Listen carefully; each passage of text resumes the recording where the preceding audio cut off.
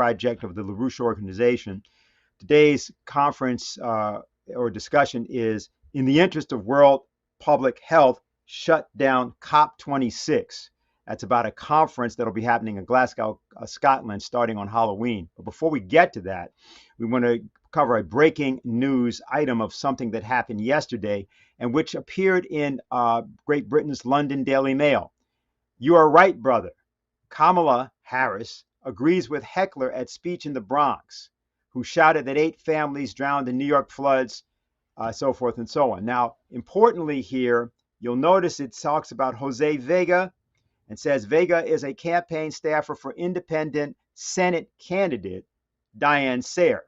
It could have read LaRouche independent Senate candidate Diane Sare, but the Daily Mail chose not to run that. What we're going to do right now is we're going to show you a clip from the actual intervention of yesterday. So let's make it work for working families. And right now, the President and I are working to that end with the United States Congress to pass our Build Back Better agenda. And I'm sure you all have heard about the Build Back Better agenda. In my briefing documents, it usually says BBB. But some have been asking, well, what exactly does that mean? Well, it's about being better on climate. It's about better health. It's about better jobs. And intentionally, it is about our families. What about the families who drowned? 8 families drowned here in Queens. It could have been prevented if we had the right infrastructure. You are right, brother. I am right about that. You are. And the Chinese have shown that poverty is a choice. So why aren't we working with the Chinese on their Belt and Road Initiative? Okay, the bankers run a dictatorship here. We need to pass Glass-Steagall back. But right now, let's talk about the agenda.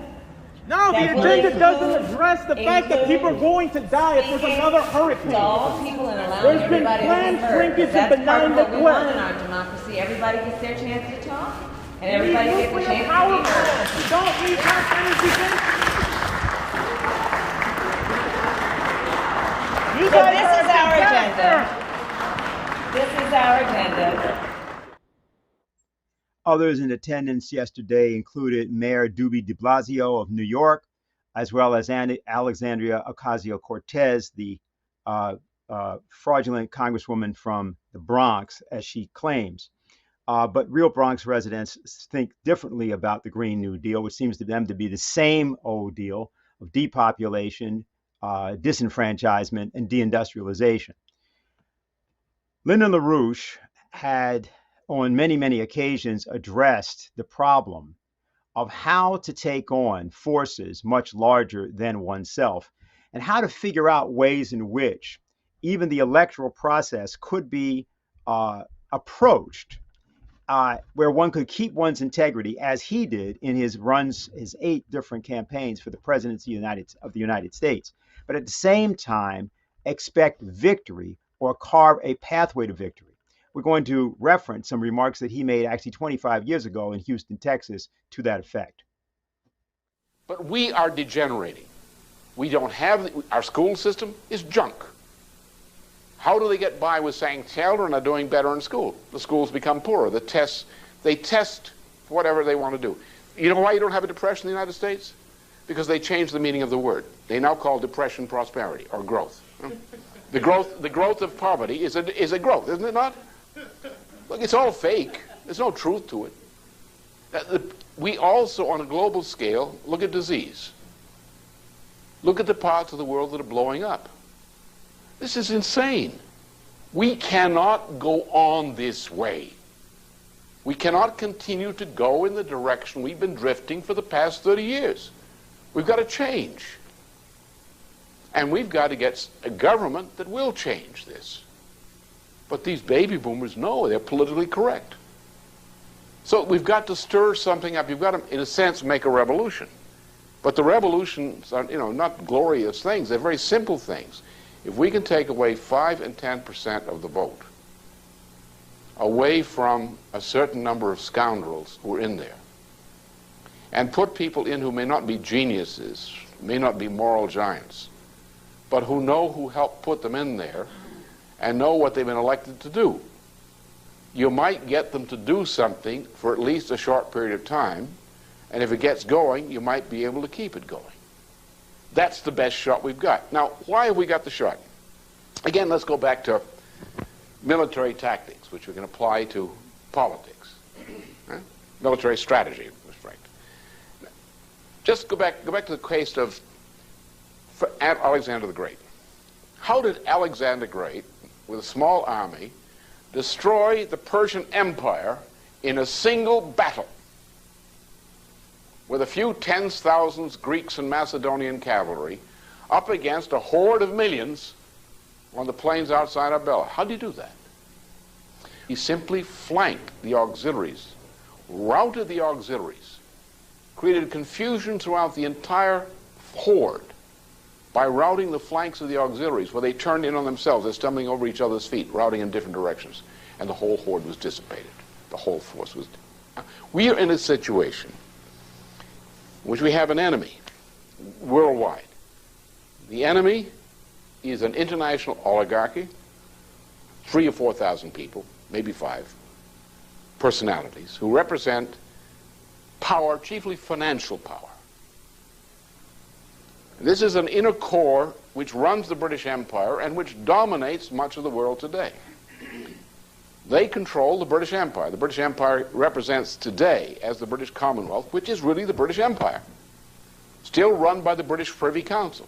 It represents nearly 1/4 of the world's land area. It represents 28% of the world's population. It controls 65% of the world's precious metal trade. It controls over half of the world's strategic minerals trade. It controls the international food market, that is the international trade in food. It controls the international petroleum and gas market. And it controls financial speculation internationally. Is that an empire? It's the largest power on this planet. Now, that power of the British Empire has done nothing but, in fact, expand over time. And it's important to understand what it is that people like Boris Johnson purport to think they mean by global Britain. This doesn't, however, mean that this power is actually something to necessarily be feared. Matter of fact, it's something that can be defeated, and there's a reason. At exactly the same time that Lyndon LaRouche had made this particular discussion with supporters in Texas, he'd also come up with something called the triple curve. We're going to show you that. This is a way that LaRouche sought to describe to people at that time a process that had actually started back in the mid-60s and had then engulfed the planet in various forms of monetary speculation with a kind of degradation of the dollar and specifically a deindustrialization of the United States. Once the greatest industrial and economic power seen on the planet, the United States began to be taken apart in 1966, and by 1970-71, our economy had actually reached the point from a physical economic standpoint of zero growth. You'll also note that that process is something that was then replicated in many other countries in the transatlantic world. But what the diagram that you're seeing there is intended to illustrate is that that lower blue line is that devolution at an accelerating rate of our industrial capacities, our actual investment in real production, meaning machine tools or in industry. For example, the blowing up of the steel plants in Pittsburgh or the destruction of the city of Detroit into what it has become now, which actually also went through an absolute depopulation. The middle line there with the white line simply is the timeline showing you time going forward. And that's why that's the straight line. You see there the green line, which is monetary aggregates, the top line, the red line, financial aggregates. And that's what we experienced in things like the speculative process that we saw blow up during the period of the Bear Stearns and related blowouts of 2007, 2008. We're now at a point, an inflection point, and you see there that the red line began to plummet down precipitously. We've entered into that process, particularly in the period prior to the COVID pandemic, but let's say between 2008 and now. But this was as a device, a kind of a pedagogical device that LaRouche used starting in the 1990s, which is ever more useful today to explain to people why, if you think you're in Bitcoin and you're going someplace, that's a 2-bit idea. In fact, what has happened is that we're in a circumstance of full-scale physical collapse. Now, that doesn't mean that the people that got us here in their infinite wisdom are to be feared or emulated. In fact, what we're going to do is go to a second part of that discussion that Lyndon LaRouche had, where he takes up how one should approach thinking about the masters of the universe and their failure to even understand what they themselves are causing to happen. Now, these guys are not very sharp. Day after tomorrow is too far ahead. Look, we don't like theory. We're practical people. We think no further ahead than tomorrow. Tomorrow is a long-term investment. We'd rather have the profit by the end of the day. And 30% would do us just fine, thank you. That's the mentality. Look at the Wall Street Journal. There's not a person in the joint who seems capable of thinking and publishing this thing. And then you have people rapidly reading this thing as if, well, maybe it reassures them that they can't think either. But you have baby boomers. You have people who have no literacy whatsoever, no understanding, no morals. The most immoral people probably in the United States are not in the prisons. They're in our financial community. These guys are really thieves. We don't have honest bankers anymore. They kill them. They put them in jail. You find an honest banker, put him in jail. He's obviously cheating some way. So you're at a point when this thing starts to go, and Mr. El Cheapo, who he has no soul, no desire to have one, no talent, no actual talent. He's just a speculator, living in a fantasy world. And one day somebody says, hey, you're fired. Well, I'll get a job with another place. They're firing too. They panic. Panic.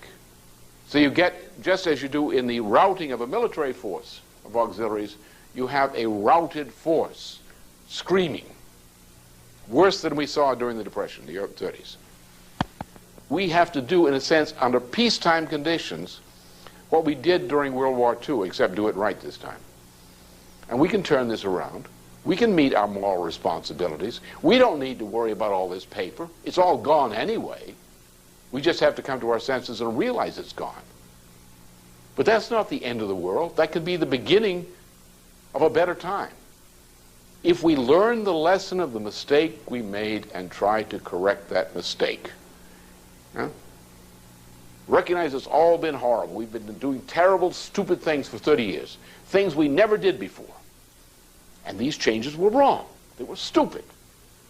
That's the kindest thing you can say about them. So let's cut it out. Put the thing through bankruptcy as you would any mismanaged firm that you wanted to keep alive.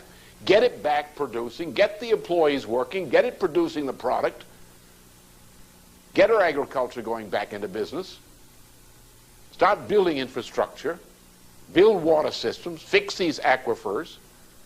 Don't do the crazy things we're doing, and have some real schools, which means that we're going to have a real heavy teacher training program, because we have almost no qualified teachers in the system in the United States today. None. We're going to have to commit ourselves to a serious education, not the way it's going now. A classical education for everyone, to build up their intellectual and moral potential. We're going to have to restore the medical system. We're going to have to go back to having real doctors. Many doctors still would like to be real doctors, but the insurance companies and the rules won't let them be real doctors. And a lot of people are going to die unless we do that. So what we have, again, is practical problems, which are all soluble if we're willing to do the hard work to solve them. And I lived through World War II. Some of us lived through World War II. We saw it. We solved the problem. We didn't do it perfectly. We made a lot of mistakes, but we showed we could solve the problem. We came out of a depression, and we had an economy. We had a pretty strong economy, despite all the mistakes and mismanagement after the war, up until the middle of the 1960s. We put a man on the moon. We can do it again. We couldn't do it right now. We don't have the industry. We don't have the technology to do it anymore. We can build it back up. So therefore, the point is of the whole process is we've got to change the management. We've got to make a semi-revolution in the management of the country. And it's here. As you know, there are a lot of frustrated people out there. They just don't believe that anything is going that's going to work. And what we have to do is show them some success. Now, the mistake would be to assume that what Lyndon LaRouche is merely talking about here is the electoral process. It's not that way. The movement that Lyndon LaRouche created back in the 1960s and early 1970s often intervened in the political stream of things without the electoral process, or in order to then qualify the electoral process to be approached in such a fashion that something could actually take place which was unexpected and unsponsored by anybody in the establishment.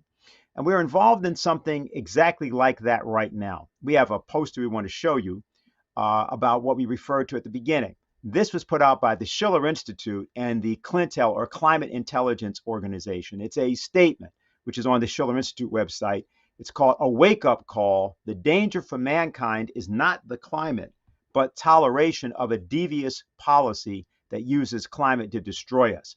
I just wanted to illustrate that right now because this idea of this upcoming conference, which we'll be hearing about in a bit concerning the climate initiative around the Glasgow, this is occurring starting on October 31st, November 1st, but it is an expression of the lame-brained, wrong-headed, knuckle-dragger faction of British intelligence attempting to use the pretense and pretext of this great climate crisis to reorganize a military campaign, not merely against Russia and China, but a kind of reorganization of a, quote, new world order in the form of this already doomed military alliance.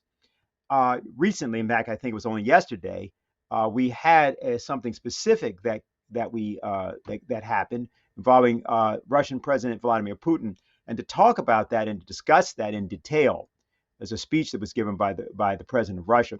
We have Mike Billington from Executive Intelligence Review. So, Mike, I want to go right to you and let you just walk us through what it was that the president of Russia had to say, what it means, and what the context is beyond that speech itself. All right. Thanks, Dennis. I'm going to put up on the screen and read with you some quotes from this extraordinary speech that Putin gave at the Valdai Club in Sochi this week. But first, let me just, in order to sort of ask you to put your frame of mind, before you put up the quotes, to think about LaRouche's method when you listen to what Putin had to say. Lynn was never, you have to think about how he thought and how he forecast. He was never linear. Most people think of causality as linear, that this causes this on the spot. Joe Blow didn't pay his rent and therefore he was foreclosed on. Lynn didn't look at it that way. He looked at it the way that Leibniz looked at it, or as Zhu Xi, the genius in the 12th century Song dynasty in China, that you have to see every event, everything, every person, every idea. You have to look at it in the context of how it relates to the universe as a whole. You have to look down on a situation, taking into consideration the processes taking place in the human race, in the biosphere, in the universe, in order to truly understand even some little incident like Joe Blow being thrown out of his house. I mean, Lynn would immediately not say it's because he didn't pay his rent. He would say it's because the whole Western financial system is in a state of collapse. The economy's gone, people are losing their jobs, and this is causing incidents of this sort. So he was often confronted by people saying, look, your ideas are great, but nobody thinks this way. They won't allow these things to happen. They're too powerful, and therefore, you're just not being practical. Actually, you heard LaRouche say that just now. But Lynn would always respond, or often respond, and keep this in mind when you listen to Putin, because Lynn would say, look, the people that think they rule the world, the people that came out of from the British Empire and their assets within Wall Street in the United States. They think they're like Zeus and the Olympians on Mount Olympus, the gods of Olympus, that what they say is followed because they are the gods of Olympus, like Ozymandias in Shelley's poem, that we declare such and such is going to happen and the helots will follow because they must obey. But Lynn would say these gods of Olympus who think they rule the world don't even notice that the mountain is crumbling underneath them, that they're on very loose footing, and that when that mountain collapses, when the system goes down, when there is a systemic breakdown, not just a crisis in the economy or the food or strategy, but the system itself is totally fractured and destroyed.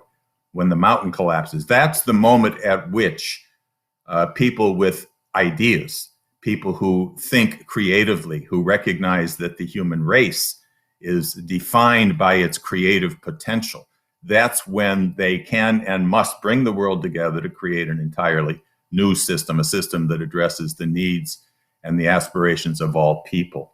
And that's clearly where we are today. And this is something that you'll see that Vladimir Putin understands and addresses in a way that's approaching the method that LaRouche has made famous throughout the world. So go ahead with the first slide. So this first section is his addressing the question that life is the absolute value. He says, arguably, political history has no examples of a stable world order being established without a big war and its outcomes as the basis, as was clear in the case after World War II. So we have a chance to create an extremely favorable precedent. The attempt to create it after the end of the Cold War on the basis of Western domination failed, as we see. The current state of international affairs is a product of that very failure, and we must learn from this.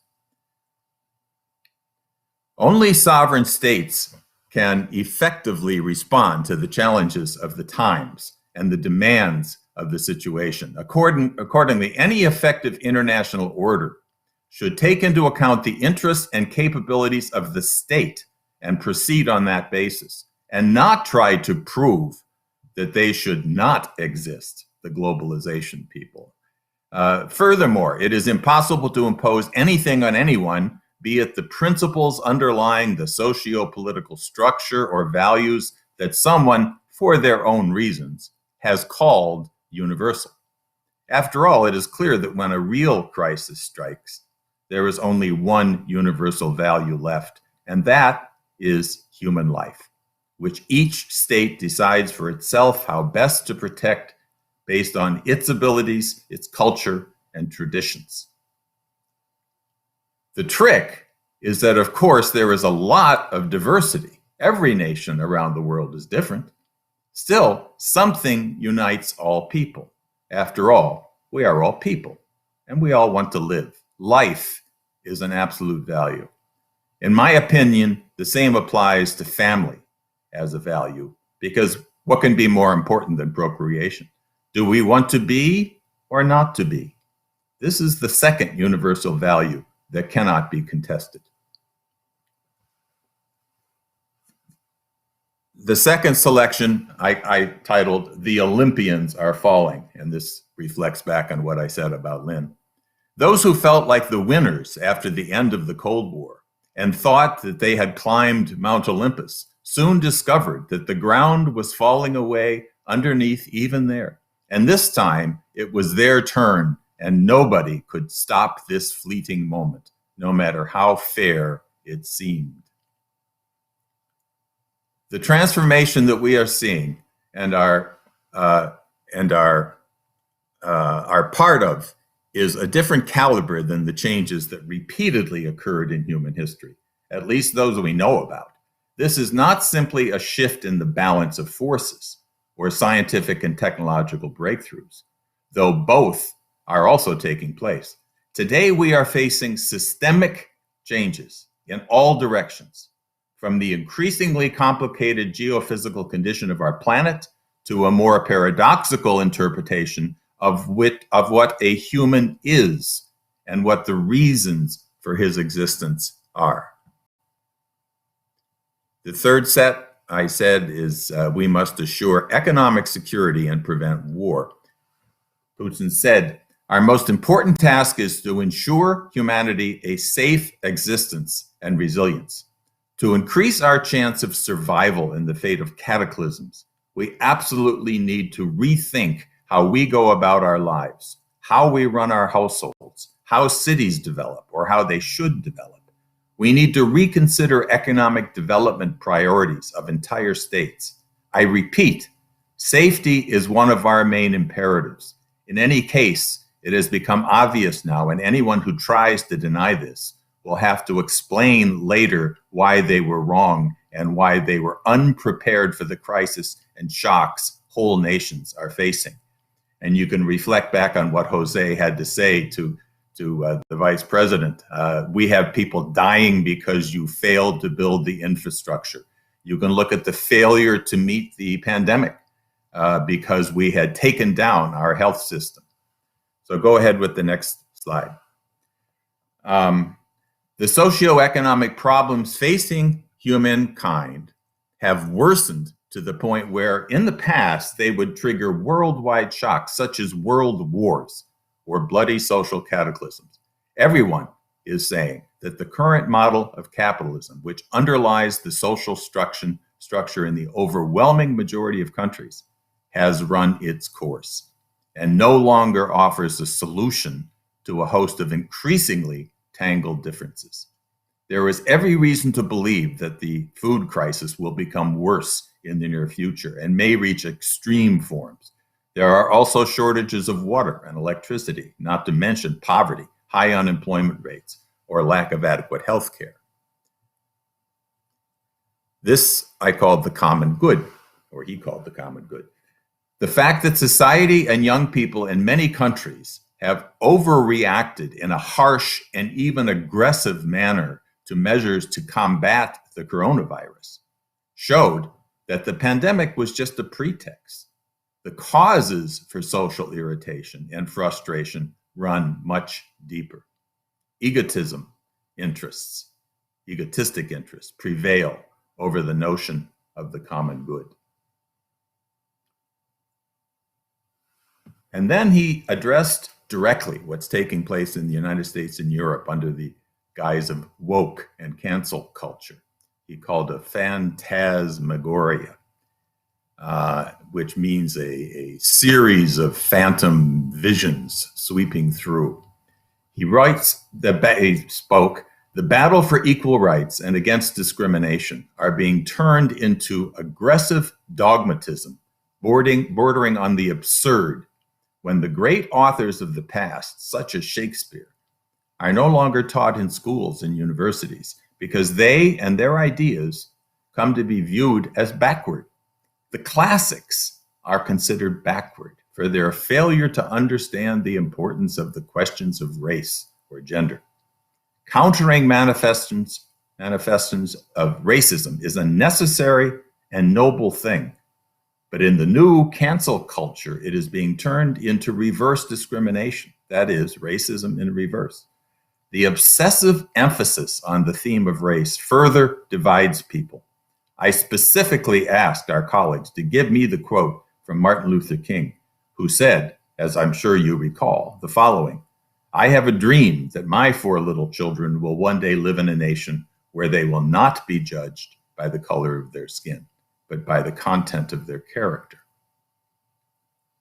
In contrast, the discussion of gender rights, for example, has turned into a phantasmagoria. Parent number 1 and parent number 2, birth parent instead of mother, banning the use of the phrase breast milk and replacing it with human milk so that people who are insecure about their gender will not be upset. This is nothing new. In the 1920s, the Soviet so-called Kulturträgers also invented the so-called New Speak, proposing that in this way they could create a new consciousness and change society's values. Not to mention the simply monstrous thing, such as when children today from a young age are taught that a boy can easily become a girl and vice versa, factually imposing on them an alleged choice, removing the parents from this process, and forcing a child to make a decision that could break his or her life. So I want to say a few more words about the danger of this situation as Putin described it, that this is a systemic breakdown crisis. And I'll add that when he began his speech, he made a reference to the Chinese character for the word crisis, which is a combination of two other characters, one of them meaning danger and the other opportunity. And he was pointing out that this is a moment of extreme danger, cultural, civil, social, strategic, economic, but it's also a rare moment of great opportunity, precisely because the gods of Olympus are crashing down. So the danger is great, and I want to say a few words about that. The danger of war is at this point extreme, and the economic breakdown crisis, I think, is obvious to everybody, even the threat of a hyperinflationary destruction of our currency and all currencies altogether if we don't deal with that. The war danger is enormous. The NATO just yesterday released a new doctrine on how they will fight the Russians in a coming war. And this includes, they openly include, that this will include nuclear weapons. The head of our strategic command, Richards, said this year that in the past, nuclear war was considered unlikely. Now it is likely because of the rise of China. The head of NATO, Stoltenberg, in his speech this week to a defense ministers meeting, directly said that we are increasingly facing a danger from the rise of China. China is the main target. China is the greatest threat. Now, why? And we hear this all the time in the press, both parties, and so forth. Why is China the threat? Is it because they're human rights violations? They don't respect our human rights, our honoring of human life? Are they being aggressors? Is it because, as Mike Pompeo said, there was genocide against the Uyghurs, the Muslims in Xinjiang province? This is nonsense. The fact of the matter is that when the Chinese were confronted with the same kind of terrorist operations that various countries were, from ISIS, from Al-Qaeda, when some of the Muslims in Xinjiang were trained in Syria and Pakistan and elsewhere to be terrorists, began launching terrorist attacks, they did the exact opposite of what the US and the British did. Instead of going in and bombing countries back to the Stone Age under the so-called excuse of countering terrorism, actually creating terrorists through our actions, the Chinese did the opposite. They did capture and arrest and imprison some terrorists, but they did not bomb anybody. They went into the region and they created a mass education program, trained young Uyghur Muslim men and women in job training as well as other kinds of education. They created tens of thousands, millions of jobs. They transformed Xinjiang into a crossroads for the new Silk Road. And in the process, the Uyghur population doubled and their incomes, their average incomes, doubled. This is what Mike Pompeo calls genocide. Pretty amazing concept of genocide. So that's not the reason. What is the reason? The reason is that China did what no other nation in history has done. It transformed itself in a short period of 30 or 40 years. First time in history that a large nation has eliminated abject poverty. They created mass infrastructure, which lifts the productive platform for the entire population, something that, in fact, the Chinese learned from Sun Yat-sen, Alexander Hamilton, Abraham Lincoln's economists, the American system. They directed their credit into those things needed to lift the productive platform of their nation. And then, horror of all horrors, in the eyes of the British Empire, they decided to take this discovery that infrastructure is the blocking point for escaping from poverty. You need basic infrastructure to escape poverty. And they're taking that to the rest of the world with the Belt and Road program. This is what threatens the empire on Wall Street and the City of London. This, which depends in their state of absolute bankruptcy of money printing, depend on being able to get access to raw materials from the third world cheap, labor cheap. And when the Chinese come in with the Russians in collaboration and others and say, we can help you escape poverty so that you're no longer dependent upon the IMF World Bank crowd imposing their backwardness, then these countries, in fact, are turning to China. This is seen as a danger. Rather than joining in the Belt and Road and returning to the American system, the British and their assets in the military-industrial complex and Wall Street would have us believe that this is a threat to the United States, when in fact, it's a threat to us. They are the threat to us. So the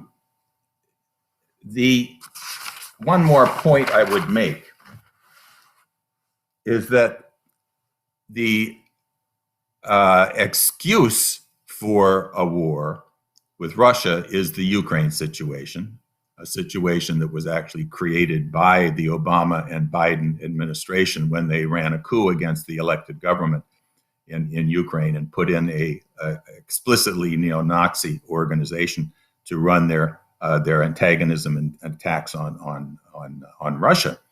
But in Asia, it's Taiwan. Of course, Taiwan is an integral part of China, always has been throughout history. But they're using the fact that they have a different form of government, which was agreed to by all Chinese, that there would be one country, two systems. And they're now trying to provoke a war over Taiwan. Now, there was a town meeting this week where Biden was on a CNN-sponsored town meeting, and somebody asked him about the hypersonic weapon that the Chinese tested this week, and he responded by saying, I don't want a Cold War with China, but they should know that they should not do something that they might regret. And the Anderson Cooper, this horrendous lunatic who is their favorite journalist on CNN, set up Biden by saying, oh, so you mean that you would militarily defend Taiwan if the Chinese government attacks Taiwan? And Biden said, yes, we have a commitment to do that. Now, this is not true. The U.S. policy has been and still is that we are ambiguous about military involvement in Taiwan, but that we recognize Taiwan as part of China. And this was such an extreme breach of U.S. policy that the White House itself had to put out a correction or a clarification, as they call it, of what the president had said. Now, we're dealing with a president who has problems, cognitive problems. But the point is that he can say that he doesn't want a Cold War with China, but the military-industrial complex is preparing that war. Wall Street is funding it. And what is the State Department and the Secretary of Defense doing? Well, the State Department just got Biden to agree to appoint a guy named Nicholas Burns to be the ambassador to China. And you have to know who Nicholas Burns is. This is a character who is a main part, a leading part of every major Anglo-American institution committed to destroying the American system. He's a member of the Atlantic Council. He's a member of the Council on Foreign Relations, and even the institutions in the UK. He's a member. He's a vice president of the Ditchley Foundation, not as well known in London, but this is the foundation through which John Train and Baroness Simmons ran the Get LaRouche Task Force back in the 1980s and 90s, a leading Anglo attack on LaRouche and everything he stands for. He also was the Undersecretary of State under George Bush, the first Bush, under Condi Rice, and then also under Clinton with Madeleine Albright as a secretary, responsible for the Russia situation. And then he earned himself the position as U.S. ambassador to NATO in August of 2001. Interesting timing. This is just a month before 9/11. And he was there till 2005. So he oversaw the wars, the Afghan and Iraqi wars, these failed, disgusting, Malthusian genocidal wars. This is the man they appointed to be ambassador to China. And in his confirmation hearings this week, he explicitly retailed all of the lies, Xinjiang genocide, human rights violations. He even said that China had broken, we have the right to do anything we want in Taiwan because China has broken the one country, two systems over Hong Kong. In other words, when the National Endowment for Democracy and George Soros's Open Society recruited thousands of young Hong Kong kids to put on black masks and torches and go out and burn down the city and attack police, the fact that this was stopped represented a non-respect for the human rights of the Hong Kong people. So this, therefore, justifies our starting a war with China. And it must be pointed out that a conventional war with China would lose. We couldn't even beat a couple 100,000 Taliban fighters in the jungle, in the mountains, in the caves, and we couldn't beat Vietnam's army. We sure as hell could not defeat the Chinese army, and unless they decided to use nuclear weapons, in which case everybody loses. The human race loses. So this is the danger. Now, again, I will let Dennis and take this over, but the issue here is that the Belt and Road is challenging the very existence of this neo-imperial empire under the IMF, World Bank, and the British, and so forth. Their launching of this Green New Deal, and the fact that our military, the U.S. military, has now declared that climate change is the primary strategic issue for the United States military force. Meaning what? Meaning if the banks demand that Africans stop burning coal for fuel, 90% of their energy comes from coal. And if they demand they stop and that they not cut down their trees and they not build any new cities, and if they refuse, if they say, no, we're going to keep our population alive, thank you, then the military, who considers climate change the leading strategic issue, could potentially be sent in to enforce genocide, non-development. Now, this is what this COP26 conference is all about. So I'm going to stop there and let Dennis speak on this. Thank you very much, Mike. And that actually provides a very useful segue into the next section, where we're going to be discussing for a minute the so-called COP26 conference. Let me just explain to people, COP26 stands for the Conference of Parties.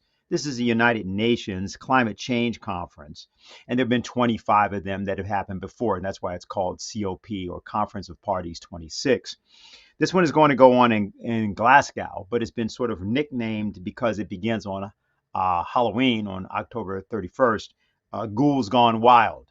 And the idea is that at this conference, what's supposed to happen is that various dictates, ukases, pronunciamentos will be passed as to what the world has to do in every part of the world, according to the royal we of the United Nations assembled characters. And of course, royalty will be very much in evidence at this conference. Now, this past Tuesday, when President Joe Biden went to the Congress, as it was covered by CNN, they said this about it.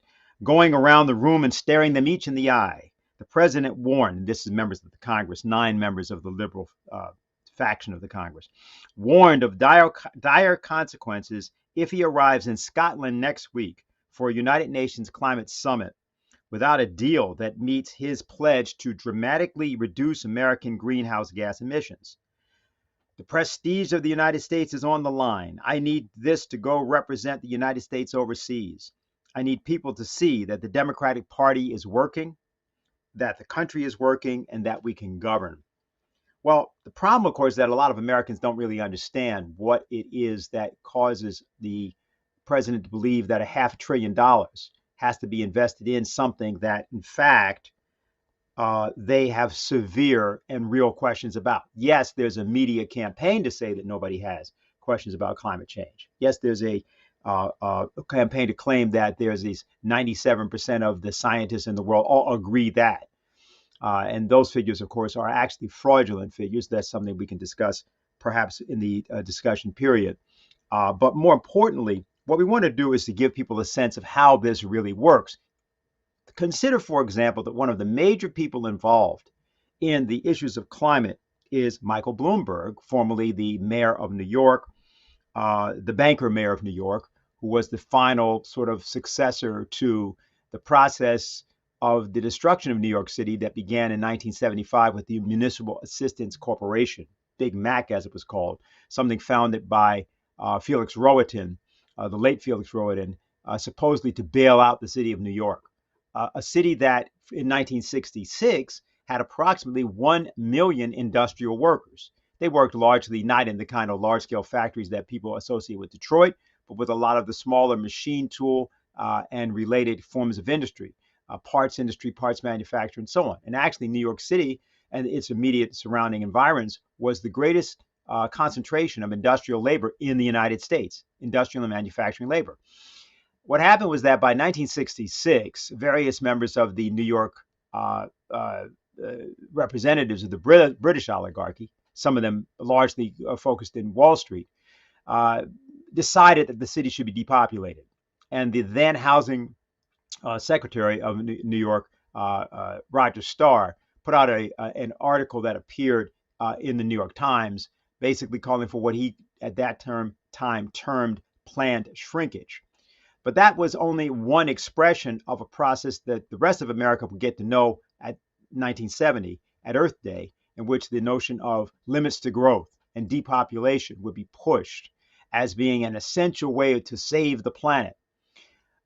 Some thought that that was too openly Malthusian, too openly Nazi-like, and therefore they wanted to try to dial it back in various ways. And eventually what was decided was that global cooling first, but then global warming, and then ultimately climate change would be the best way to do it.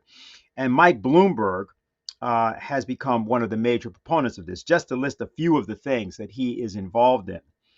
The C40 Cities Climate Leadership Group. He's the board president of this. This is a global network of 97 major cities, all devoted to various forms of climate change. Then there is the Global Covenant of Mayors for Climate and Energy. He is the co-chairman of that. That's a network of 10,000 cities and local governments. He is the chair of the Task Force on Climate-Related Financial Disclosures. And for the United Nations, he formed the Climate Finance Leaders Initiative in 2019. Now, anybody that pays any good attention to Mike Bloomberg knows that he has like one interest, right, which is essentially himself. He used to be referred to by some as Mousolini, a sort of the mouse that burped. But of course, his money, which is in the hundreds of billions of dollars or something above $100 billion, what came into leverage at the time in the Democratic Party primaries in 2020, when Joe Biden was quite far behind. Mr. Bloomberg came in, spent $100 million on record, and then dropped out when he was unable to get virtually any votes for the money that he was putting out. And he came out. But what this shows us is something about what the actual climate change initiative and movements are all about. The old-time environmentalists, who were essentially sort of neo-hippies and who believed that they had to save the trees, have been supplanted by Bloomberg and the City of London and NATO, and they are now the great climate warriors of the 21st century. Earlier today, we spoke with Paul Gallagher from the Economics Desk of Executive Intelligence Review, and he prepared a report for us. What I want to say is on this Saturday program is that in just a week, there is coming up what is supposed to be a global summit of the Green New Deal. They claim the biggest one yet, or they did claim that. This is taking place in Scotland. And it's starting on Halloween. And the leading spooks or ghouls there are going to be the members of the British royal family who are already in Scotland at their various palaces holding receptions for the likes of Bill Gates and Jeff Bezos and members of the ministers of the British government that they have given certain tasks to try to organize this Green New Deal summit. And this has the rather strange name of COP26, COP26. That simply means that it is the 26th global summit of the environmentalist extremists since the first one in 1992, which was called the Rio Summit, the Earth Summit in Rio de Janeiro. And every single one of the 26 has been planned, designed, and coordinated by the immediate circles of collaborators of the British royal family. Queen Elizabeth, Prince Philip, Prince Charles, and now the latest climate extremist leader of that family, Prince William. Prince Charles in the center of it all. They call this summit Climate Has No Borders. They obviously mean to imply that countries should have no borders either in order to go along with what the earth orders them to do. You might also change the title to The Climate Never Sets on the British Empire. But this is the 26th of these conclaves. This one apparently is going to fail. We have every hope that it's going to fail. Why? Countries have seen enough of what is being pushed at this summit, already done in the last 2 years. The demand here is that the many developing countries come to this summit and agree to give up their economic development in exchange for being given payments called carbon credits, which payments can be conceivably in the hundreds of millions of dollars for foregoing development of their fossil fuel resources, of their industries, development of their agricultural and forest areas, and so on. It's a devil's bargain, and the leading developing countries, such as, for example, India, although the head of state is going there, do not intend to agree to what the summit planners want the final agreement to be. As for the countries of Europe and the United States, and the biggest developing countries like China, Russia, they've already seen in the last 2 years what happens when you completely block investment in power other than from wind and solar. You pour everything into wind and solar additions to electric power, and you combine that with printing a tremendous amount of money by the central banks. The result, they've already seen. It's started hyperinflation, breakdowns in the economic systems, what are called the supply chains, but really meaning breakdowns in the economic systems of the countries which are trying to do this. So they are not going to agree, other than the ones already deep in over their heads like Germany, they're not going to agree either. Now, that brings us to the United States.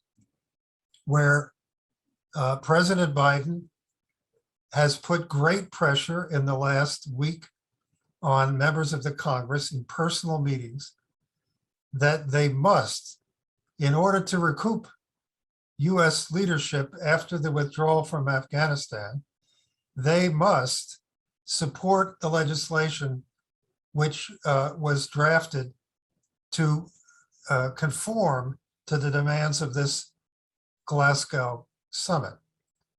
But the resistance is too strong. The resistance is often said to be just one senator, Joe Manchin of Virginia, West Virginia, but that's false. He is taking the heat. He's been taking the lead, so to speak, for a number of other Democratic senators, not so prominently quoted, but nonetheless opposed to the environmentalist core of this so-called Build Back Better legislation, which is number one, a separate Clean Energy Act, which is part of the big trillion package.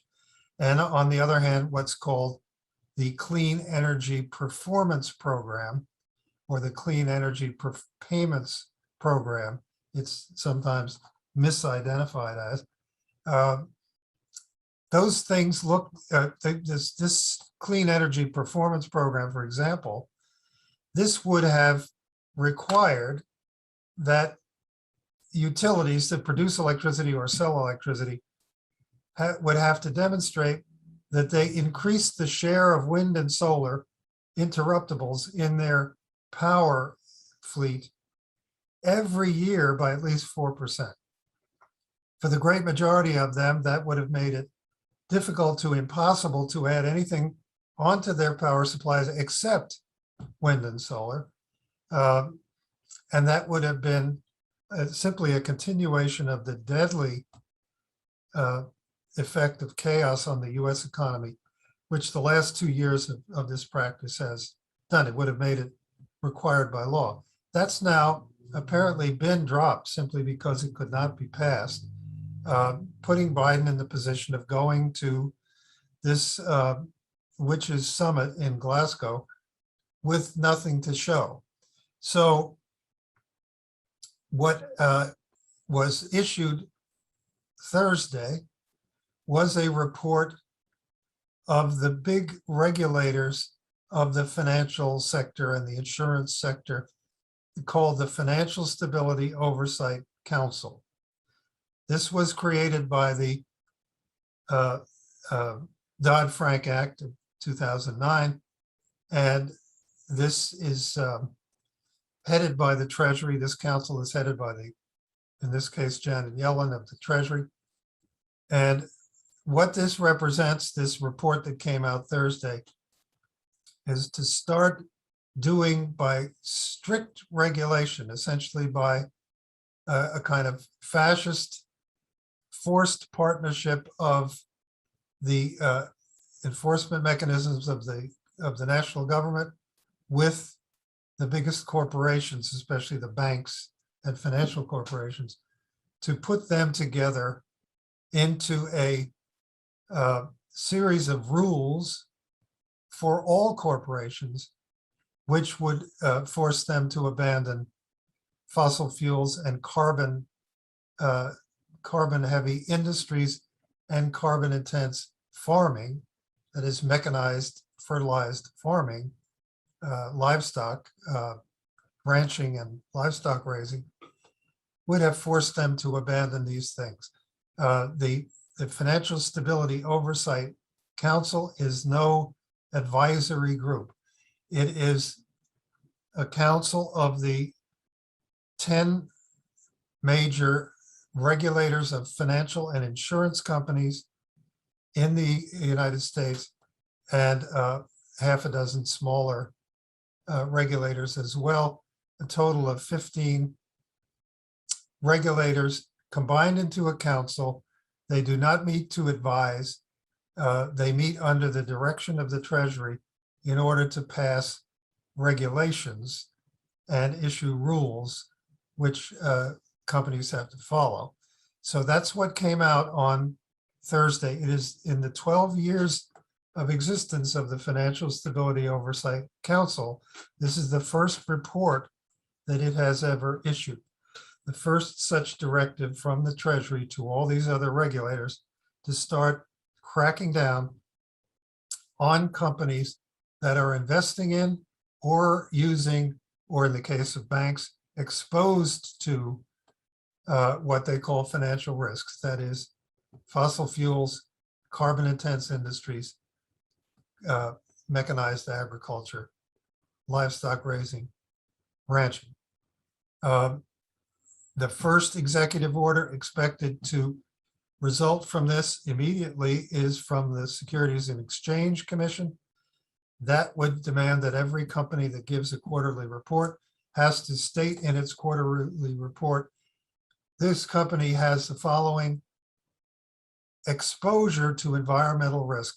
Every company will know that that would immediately, if they put that in their quarterly report, that would immediately lead to a shellacking of their stocks and their bonds. This is intended to do tremendous damage, even though it is not going to cut the mustard at this COP22 conference.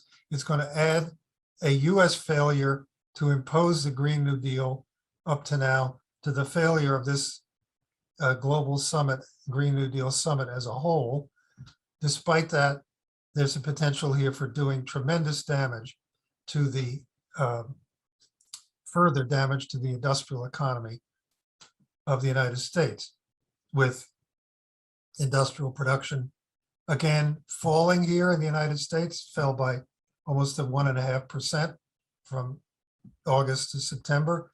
It is now 3.5% lower than it was 2 years ago, industrial production.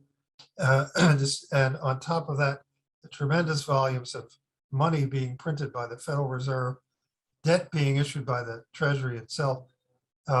If there's no wonder why we are being hit from all sides by an inflationary storm.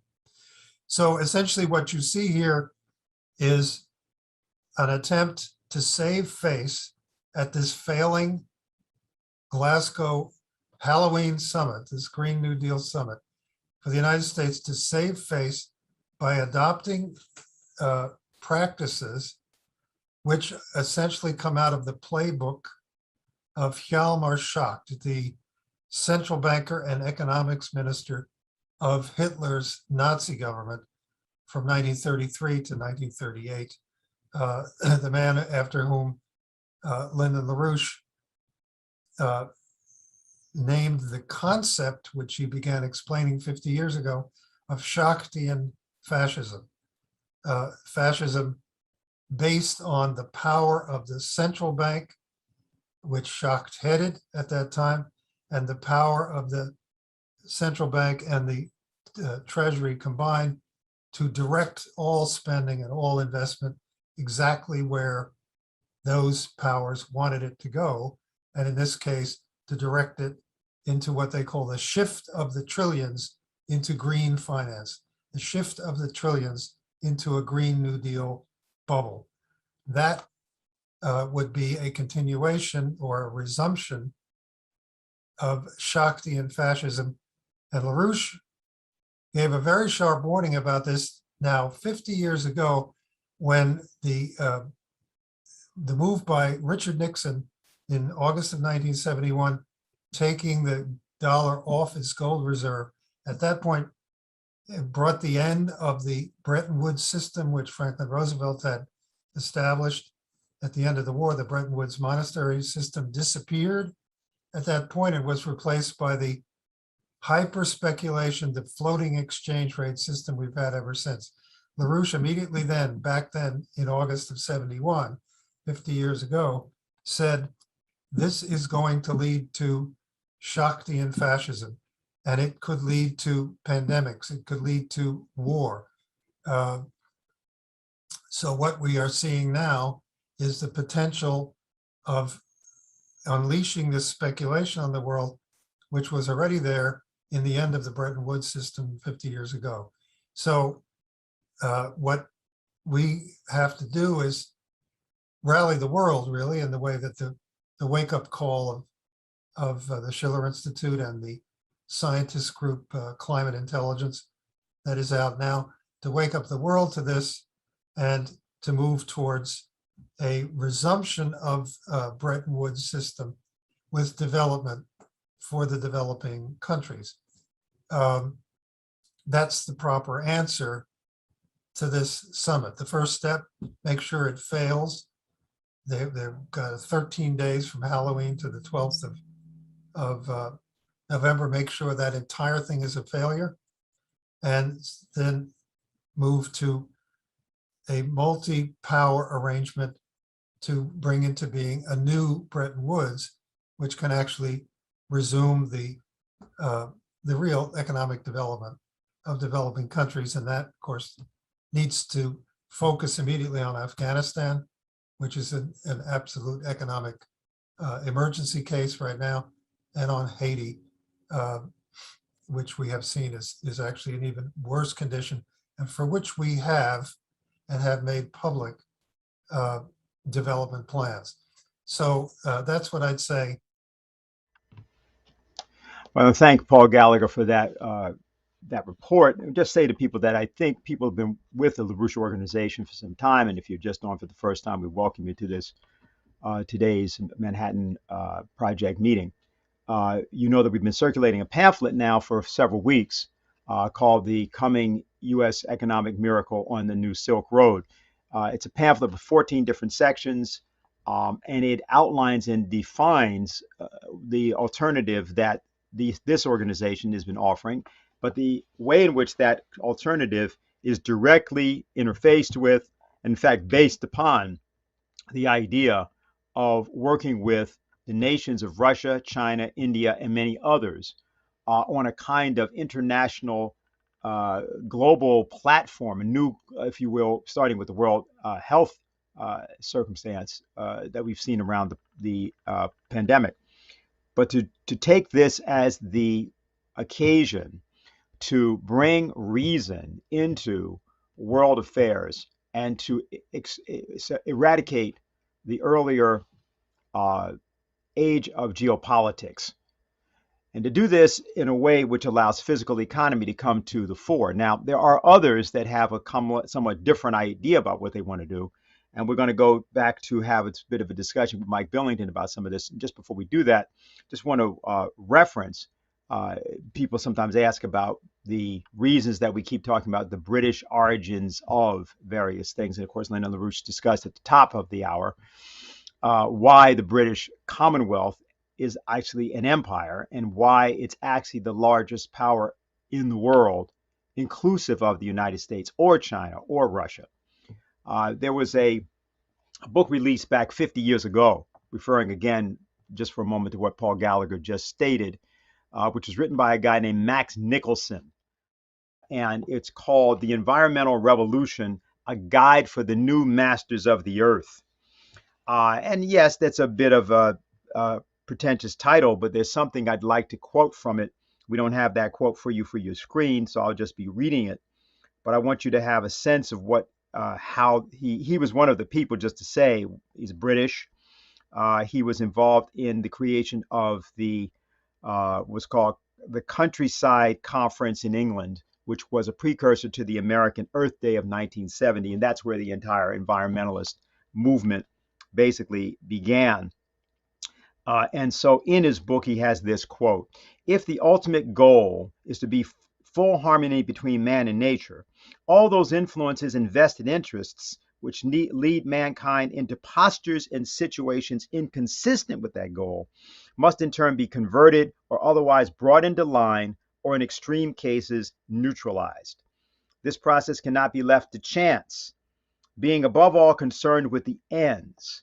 The conservation movement, which means the environmentalist movement back then, must be untiring in devising and applying the means to achieve these goals as fully and swiftly as possible." And then he goes on to talk about the scientific outlook of Charles Darwin as being sort of essential to understanding what would have to be done in order for this new environmentalist utopia to take place.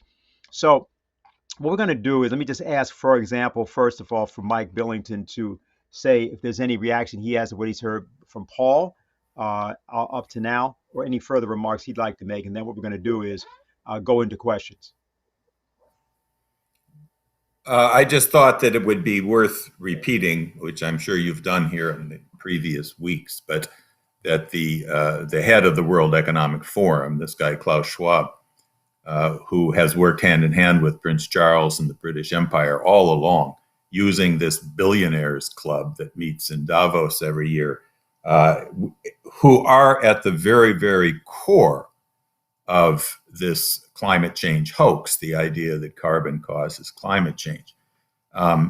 And he, in the book that he wrote this year, he writes books pretty much every year, but in the book this year, he explicitly stated that our intention is that of Reverend Malthus. The problem is that there's too many people, too much development, and it has to be stopped. I'll just read that one line. I'm sure you've read it before. He first he takes Ethiopia as an example, which is one of the most rapidly developing countries in Africa with rail and agriculture and dams and so forth. And he says this has to stop. Quote, "This development reveals the central conundrum of the combat against climate change. The same force that helps people escape from poverty and lead a decent life is the one that is destroying the livability of our planet for future generations. The emissions that lead to climate change are not just the result of selfish generation of industrialists or Western baby boomers.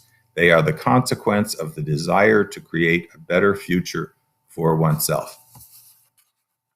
That is their explicit intention.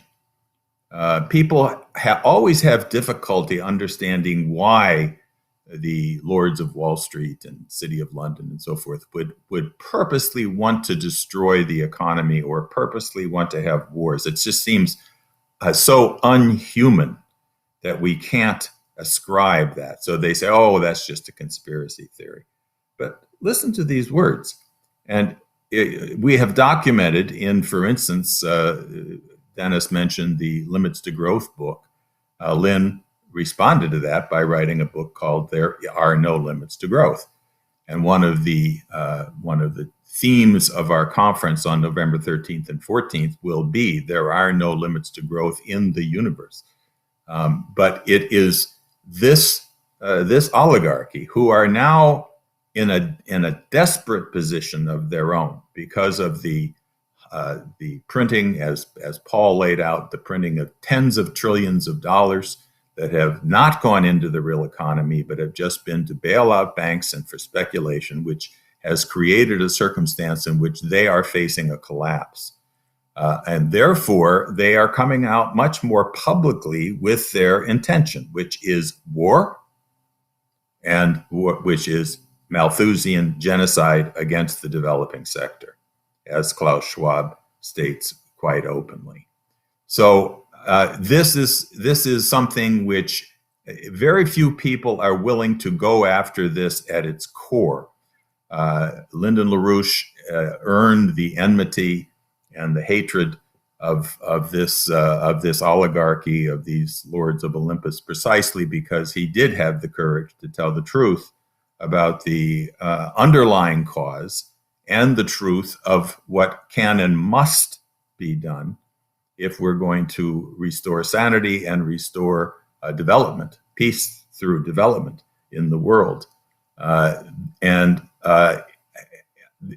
So at this point, I think people should reflect on the fact that Vladimir Putin is addressing that issue, that Xi Jinping in China, who is using American system economic policies to generate credit into the productive powers of labor of his own country and around the world, while our leaders, Republicans, Democrats, and so forth, are in fact heading in the opposite direction, completely giving in to the old British imperial ideas that somehow we have to reduce the world's population and we have to accept that there are limits to growth, that their progress is no longer possible.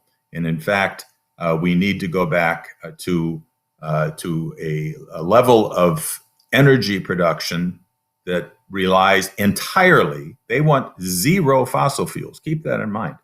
That's their goal, meaning all of this energy will come from windmills and solar panels, the sun and the wind, as we had before the Industrial Revolution, as we had in the 1750s when the Industrial Revolution was beginning. How many people were there in the world at that time?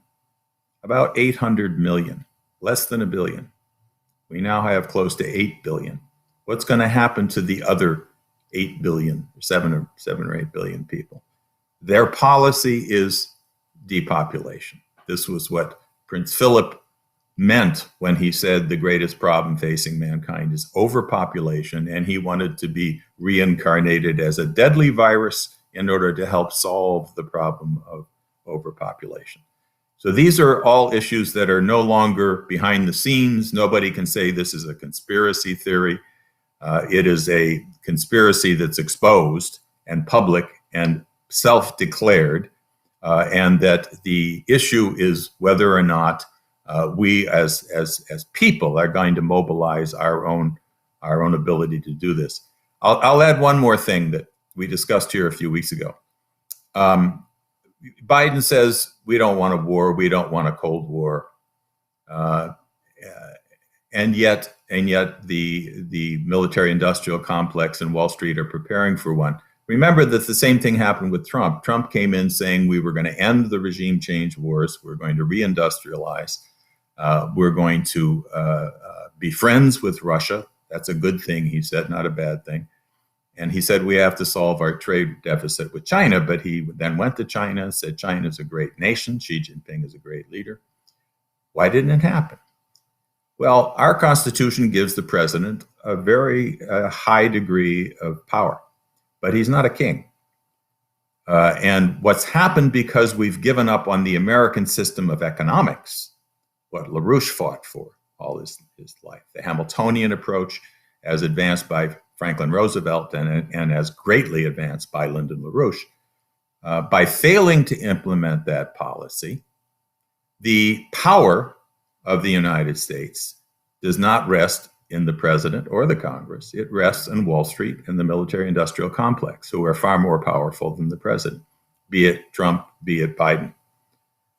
The only solution to this, as laid out in that pamphlet and in our pamphlet against the Green New Deal before, is for the great nations on the earth to come together to replace this bankrupt financial system through a new Bretton Woods, and to then launch that new economic model of the sort that LaRouche laid out explicitly, addressing the actual common aims of mankind and the actual aspirations of every single human being on earth, and who honor each individual as someone born in the image of God with the creative power to contribute to the advancement of mankind as a whole. The Greenies look at that individual as a polluter, as someone with a carbon footprint. And therefore, we have to be honest about the fact that we have to get rid of cows because they cause climate change. And we have to get rid of people because they cause climate change. So this kind of psychosis, I mean, a real psychosis, although they know they're lying, so in a sense, you can't say that they're psychotic, they're just evil. But in any case, people believing this is a kind of psychosis, which it's our responsibility for getting people to fight with a sense that what an individual citizen does can change the history of the human race and the history of the universe, literally. And it's this kind of a moment where that is important. I hope you all take courage from what Jose did this morning that we saw, or yesterday that we saw in the video this morning. Probably scared to death himself, but the truth demands that people tell the truth to this evil power. And we can, and we must.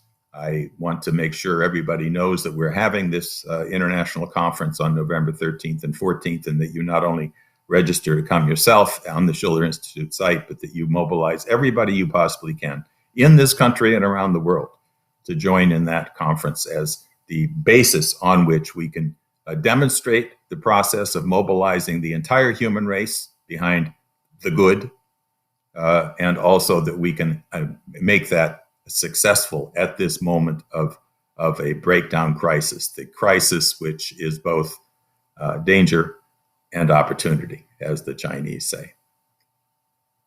Okay, Mike, we have two questions for you that have come in, but before we do that, I think there's probably appropriate now to first of all, could we see again the graphic on the statement from Clintel and Schiller Institute?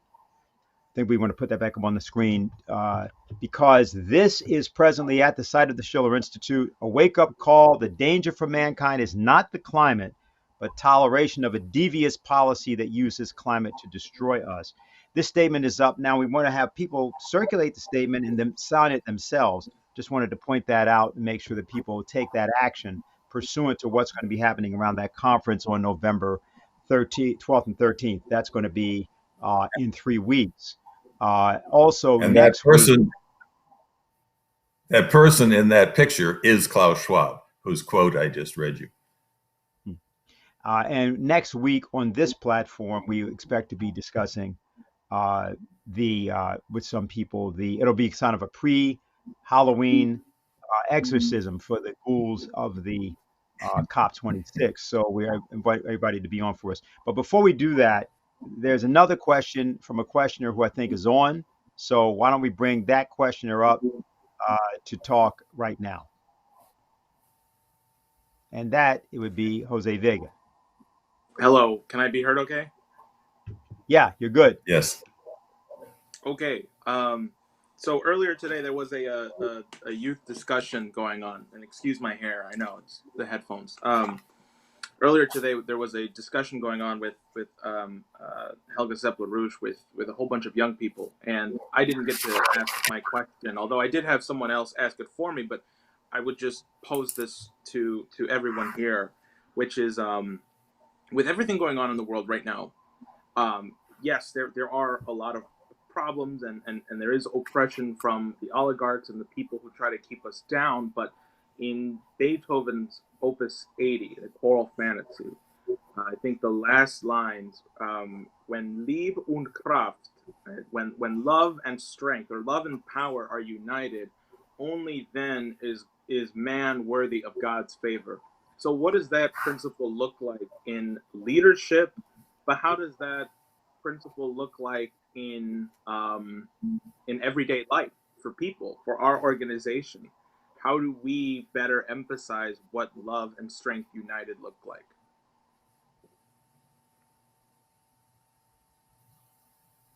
Dennis, or? No, he's asking you that question. Well, okay. I think it's especially appropriate that you ask that question in the context of Beethoven, a powerful Beethoven piece, which people may or may not know that we actually performed in New York. Perhaps, Jose, you could actually pull up the date and link to that if people want to watch it. We did an extraordinary performance of that piece under John Sigerson's direction. And it's this concept of love, which is the difference between classical music and what is called popular music, or worse, the degenerate kind of rock, rap kind of non-music. The difference being that which appeals to the senses, especially those below the belt, as opposed to those who appeal to the power of reason. And really, the power of reason in action is love. Because the thing that distinguishes the human race from the animals is precisely that we are in the image of God, in the sense that we participate in the unfolding creation of the universe by the Creator, and that no one else can. The evil of civilization today, like in other moments of a dark age, is that the vast majority of the human race is denied access or denied the right or the power to utilize that kind of creative potential. When you're denied education, when you're denied health care, when you are encouraged, literally strongly encouraged, practically from birth, to think that you're free and you have liberty because it's okay to smoke drugs, it's okay to decide you want to be a different sex than you were born, as Vladimir Putin pointed out in his statement, that you're told that if you are satisfying your sensual gratifications, that this is what you should aspire to, then of course the danger is not only that you do become addicted to drugs and pornography and ugliness, but that you will not even achieve that sensual satisfaction. You'll be extremely unhappy and frightened and depressed, as millions and millions of people are, even though we're living in the most advanced countries, historically at least, the most advanced countries the world had ever known. The question of an act of love and power, I think, is exactly why Xi Jinping and the Chinese Communist Party have launched a fight for not only scientific innovation, but for aesthetic education. Now, as you know, we're called the Schiller Institute. Schiller's writing, which inspired Helga Zepp LaRouche so enormously throughout her youth and into her adulthood, and who largely introduced many of these ideas to the LaRouche organization when she and Lyndon LaRouche came together, that this idea of an aesthetic education of man is the only true measure of whether or not one is living in the image of God, in the sense that he is utilizing that creative potential to bring that power of creativity to all human beings. And what Xi Jinping has done is, in fact, somewhat based on the work of Friedrich Schiller, who has a tremendous influence in China, as Bill Jones of our organization has developed at some length in an article in the Executive Intelligence Review, the Schiller impact in China historically and today. And Richard Black of this organization has authored an article that will appear in the Leonora magazine, our new cultural magazine, addressed to these same issues, that they are going to not only expend a greater portion of their budget for aesthetic issues, meaning musical education, artistic education, drama, the building of concert halls and things of this sort, the fostering of orchestras, of artists, and all of these ideas, but also directly attacking the tools of, I think you could say, the tools of Satan, which we have to recognize here in the United States. They have directly gone after the cult of their Hollywood, their acting cult, where people not only purposely promote sort of a cult following of certain actors and actresses, but also that they are committing various crimes with their great wealth. They're attacking the tech companies. They're not attacking them in the sense of shutting them down, but they're preventing them from doing what was done by the tech companies in this country, which is that they became so powerful that they branched off into becoming sort of a non-bank financing institution, running charge cards, running this their ability to run charging through their telephones and so forth, which is in their forefront.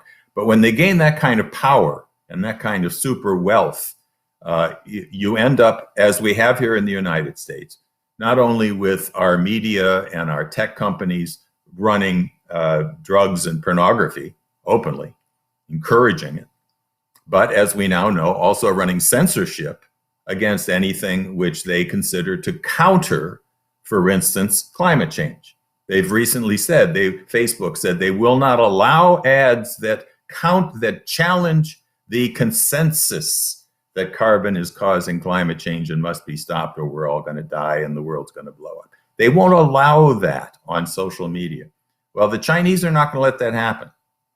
All right, they are going to fight, as Vladimir Putin said, to prevent the kind of really sick, satanic degeneracy which treats people as nothing but sensual bodies, that their only concern should be their freedom to get drugs, to have perverse kinds of sexual activities, to, in other words, completely ignoring the meaning of mankind, that what is a human being. And this is another thing that Putin said. We're dealing here with not just normal crises, but systemic crises where, for instance, the question of what it means to be human is being fought out on the stage of intellectual life of the human race as a whole.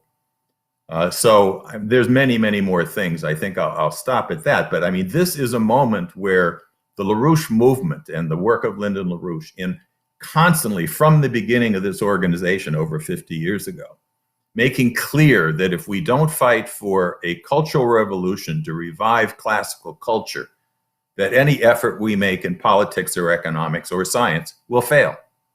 Lynn often said when he was building the Fusion Energy Foundation with some of the world's leading scientific minds, he said when he met a scientist who didn't love classical music, he didn't trust his science.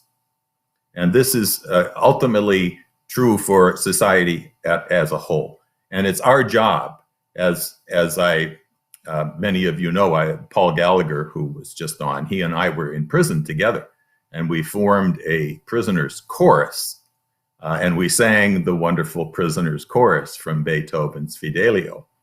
And in that example, we found that with this 25 young men, mostly criminals of one sort or another, who had never been part of music, but when they participated in this chorus, singing Bach and Schubert and Mozart and this wonderful Beethoven piece from Fidelio, it transformed their lives. And every one of them came up to tell me afterwards that this transformed their lives, that they'd never knew about this kind of beauty in the world, let alone that they could participate in creating this kind of beauty. And I'm sorry that we don't know what happened to those people after we all left prison, but it's something which is really at the very core and the heart of LaRouche's genius and his idea of how he's often said he like Martin Luther King, he thinks about being alone on a mountaintop, looking down on civilization and knowing that maybe you have to do this when nobody agrees, but that you have this profound love for mankind as a whole, in the sense that you have this respect for the creative potential of every single human being, and that he had to act on it in that way. And so this I think is key. I'm anxious to hear how the youth call went this morning, where Helga had an international conference with youth from every part of the world. And again, one of the other panels on our November 13th, 14th panel will be on the absolutely crucial role of culture and beauty in the world today if we're going to escape this disaster. I just want to say that I want to thank you first for what you said. I think other people should be courageous also about taking inspiration from what I did yesterday. I was scared, and it's not an easy thing to do. But I should say that I while I was sitting there, I recalled back I had seen in September 14th a man stood up and said who was in a George W. Bush event, and he said, you need to apologize for the thousands of lives that you've taken and for the false war that you got us in. And he just said that, he stood up, and other people should be doing that as well. And now I hear that this immigrant group that I'm in touch with said that on Monday there's going to be a Biden event, I think in Jersey or somewhere here on the East Coast, and they're going to go try and do what I did. And this is what should be happening all over. I think people should just be going out and standing up And there should be so much of it going on that it doesn't even get reported. It's just a daily occurrence, because I think it's people's responsibility to do so. I'll just say that, Kamala has a CCC program. People might not know this, and it's called the Civilian Climate Corps, to train people to build green methods of energy. And so, what we really need is a space CCC, a Civilian Construction Corps. And, I think back to people like Khalif Browder, who, if they had a program like that, they might still be alive here today. So, yeah, that's all I wanted to say. I think the one thing, since you're on, Jose, that people may want to know is, there's the intervention, there's what happened. Obviously, there's been some responses. I guess there's various things in the press. In fact, I think there's a couple of things that came out recently, just as we were doing the program, beginning the program. But was there any sign of any kind of positive reaction? Of course, it's a little bit hard for you to see that since you were being escorted out. You have any idea? I don't know. It's hard. I mean, I've listened back to the video, and there's a moment where I say we need to pass Glass-Steagall, and then on the far right corner, I do hear someone clapping. It's very brief, but you do hear someone going, and then it's short-lived, like if someone stopped them. So I don't know if there was an activist in there or somebody who was like, yeah, we do need Glass-Steagall. I don't know. I know I got clapped when I was being dragged out of there, but I was being clapped not because they were vibing with what I was saying, but because they were happy to see me go. The positive reactions came from after the intervention. Honest to God, I didn't think it was going to get picked up the way it did. I thought maybe some local news might mention, someone tried to intervene, but it didn't work. But no, this got picked up, and, I was reading people's reactions to the stories and whatnot. Yeah, there's some negative stuff in there, but ultimately, people are fed up. People are fed up with it all, and yeah, so that's just what I would say. So not in the moment, but afterwards. I heard this morning that the Daily Mail that had that headline that Dennis showed earlier, that back when the flood happened in Queens, when these people were killed because they were living in illegal basement apartments without the infrastructure to prevent the flood, and with certainly not the infrastructure to prevent people from being stuck in these kinds of illegal residences, that they were the one paper who actually reported the truth about that, which is that the infrastructure had been planned over the last several decades and never constructed. So this paper had, probably from our coverage and from the coverage of Diane Sayre, or for whatever reason, but they had picked up on that, so that what you cut into there was sparking some sense of honesty in even the British newspapers, that you forced out into the open in a way which is very productive. That's a fascinating thing. Actually, I want to take this as the context to ask you something, Mike. This came from somebody in New York who wanted us to make a comment on one of the slides. So I found the slide, Jose. This is one of the Putin slides. It's number 2, if you want to put it up, and I'll read it in any case. This was the Olympians are falling. Those who felt like the winners after the end of the Cold War and thought they climbed Mount Olympus soon discovered that the ground was falling away underneath even there. And this time it was their turn, and nobody could stop this fleeting moment, no matter how fair it seemed. So, Mike, what's being asked is what is this about? What is Putin referring to, and what's it mean? What's he saying?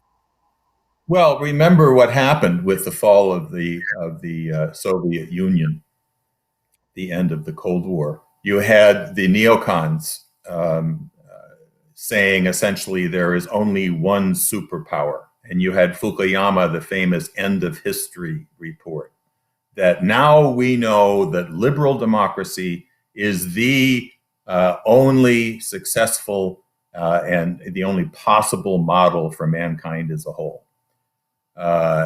so this was, he didn't go into detail on this, but he's discussed this before, as many others have. I mean, this was the root of the empire, the British Empire, but their assets among the neoconservatives and the neoliberals in the United States, who believed that henceforth we, as the only superpower, the United States, and with, of course, the British, using the U.S. power to impose their global empire, that we had the right to bring this proven way of life, liberal democracy.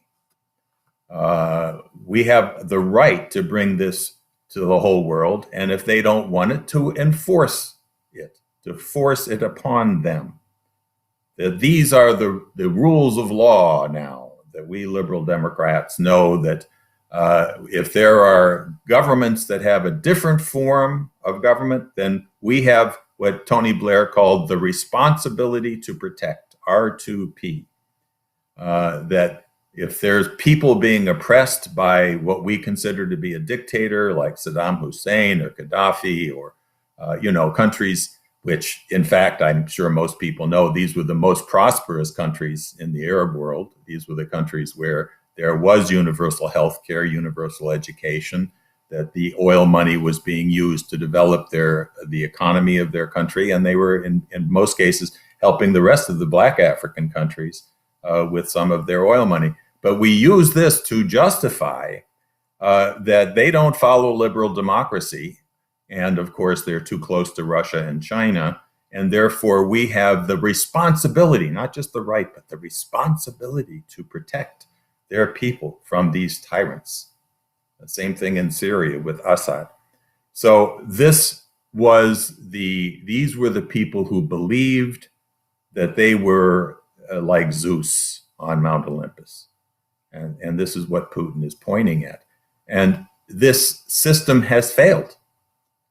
And Helga Zepp-LaRouche points this out all the time. What we're living through over these last 2 years, and especially with the pullout from Afghanistan, we realize that these genocidal mass murder, driving millions of people out of their homes as refugees, killing millions of people for that matter, not only did they fail, but they achieved absolutely nothing except the actual destruction of those populations that we claimed we were out to support.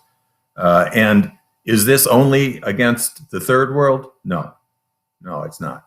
What we're seeing now very, very clearly with this Green New Deal and the COP26 is that this policy of deconstruction, of shutting down industrial development, of destroying education, not just letting it rot, but destroying it by insisting with censorship in social media and so forth, and obviously in the regular media as well, censorship of any idea that we could challenge this notion of carbon-generated climate change, and therefore we must accept depopulation, deindustrialization, but don't worry, because we're going to legalize drugs, and we're going to legalize pornography, and we're going to legalize and so forth and so on. I've told this joke before, which I heard from Richard Black, but many times when we're discussing what the miracle that China achieved in alleviating poverty and building this incredible infrastructure and then taking it to the rest of the world, people say, oh, how can you support China? They're a vicious dictatorship. There's no freedom there. The people aren't free. Yeah, of course they've got jobs, but they're not free. They have to do what the dictator tells them. And Richard said, yeah, it's such a vicious dictatorship that the kids have to do their homework. Imagine. And they're not allowed to smoke marijuana or watch pornography. Imagine, no freedom. We have to take freedom to these people. So, this is a joke, but, this is exactly what Putin is addressing, which is that this fake notion that democracy is just a two-party system where you get to vote every couple of years, as opposed to actually participating in politics at a local level and a national level. And what Putin points to as the state, the importance of the state. Remember, this whole globalization is the idea that we can no longer allow national sovereign governments to exist if they don't follow our rules of liberal democracy. meaning, like I said, legalize drugs, legalize pornography, and so forth. That's democracy, I guess, freedom.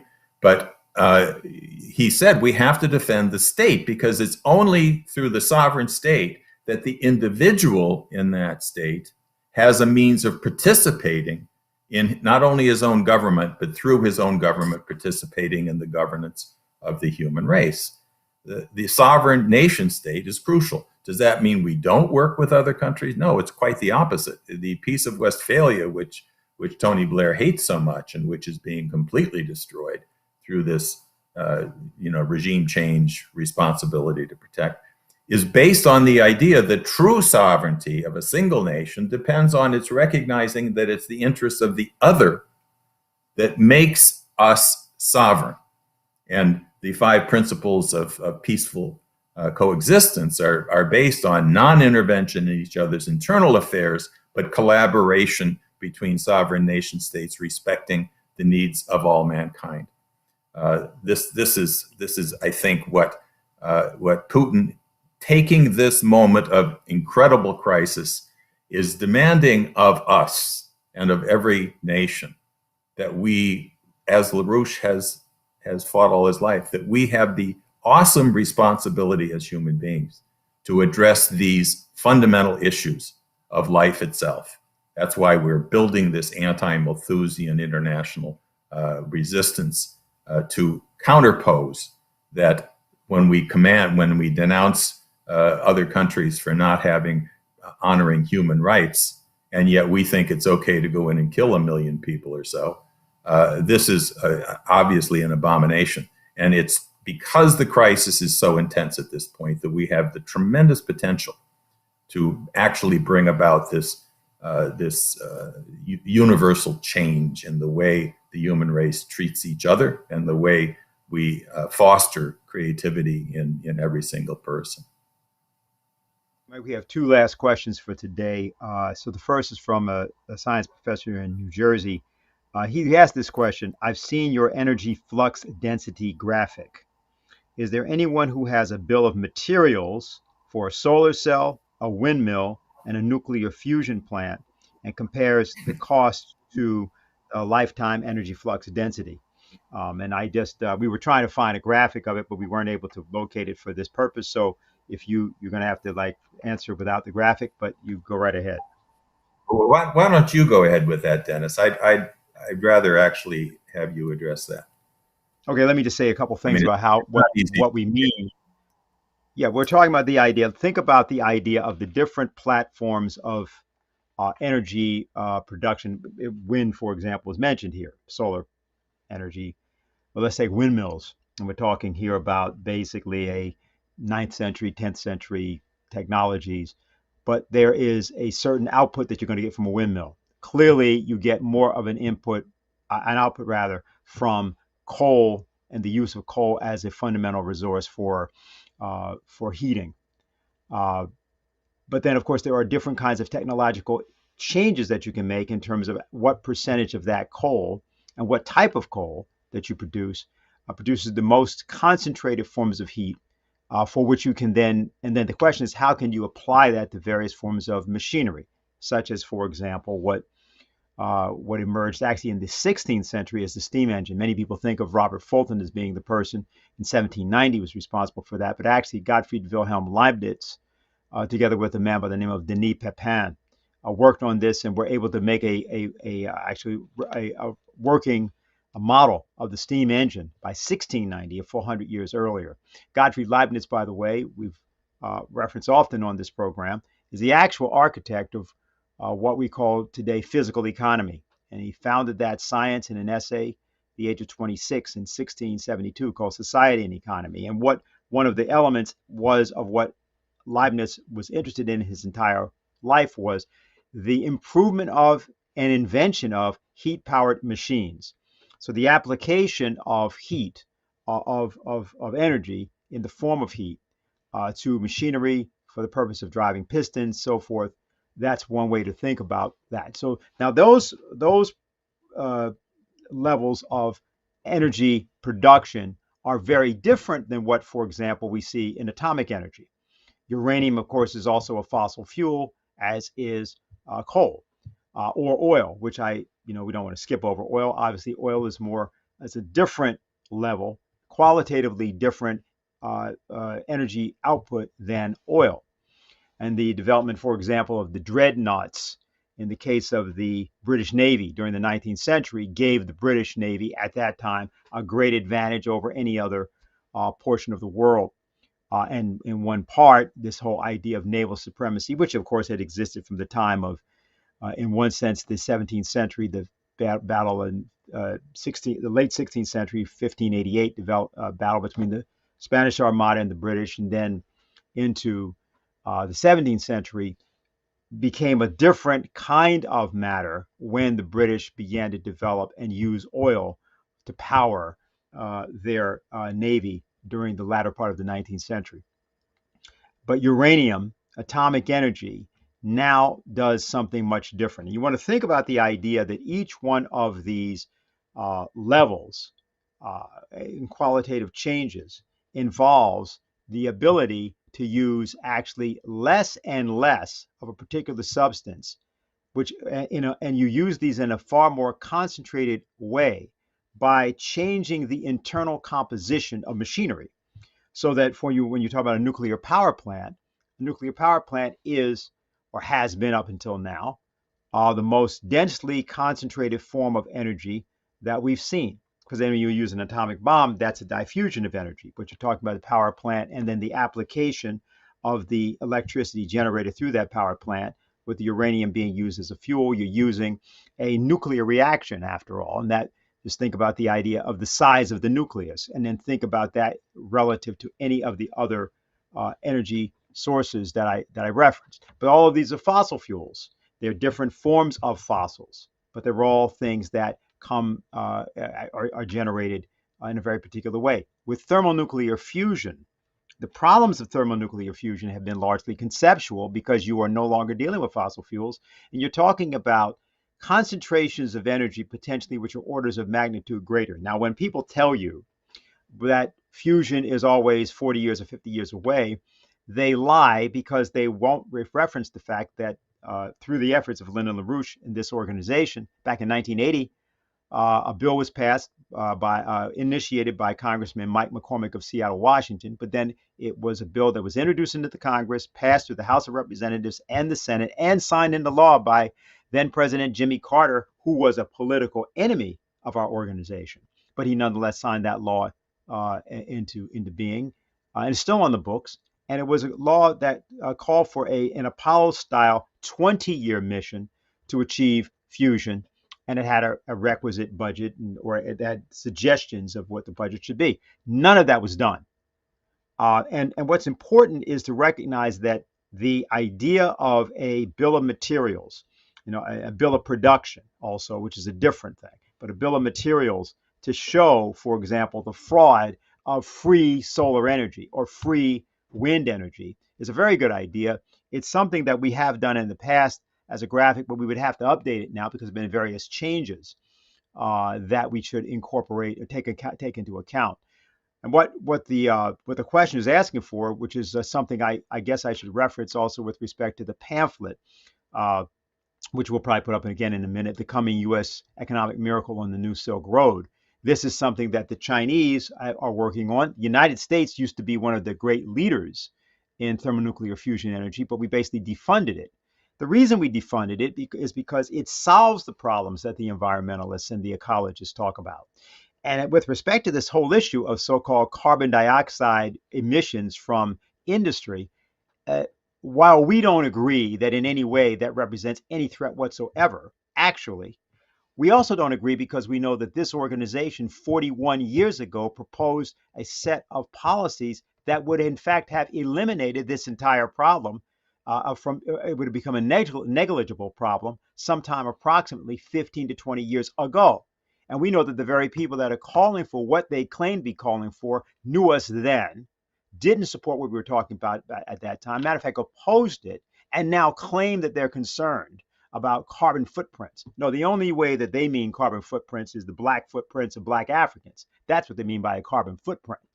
And the idea that they have is that we're going to somehow deal with the problem of the population explosion, relatively, that we are expecting in sub-Saharan Africa.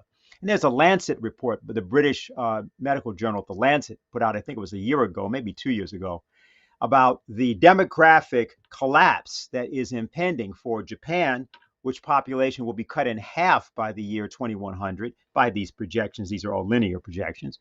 They say that the Chinese population will go to something like 732 million to 740 million by 2100. So that's going to go from 1.3 million, 1.4 billion, 1.4 billion to 732 million.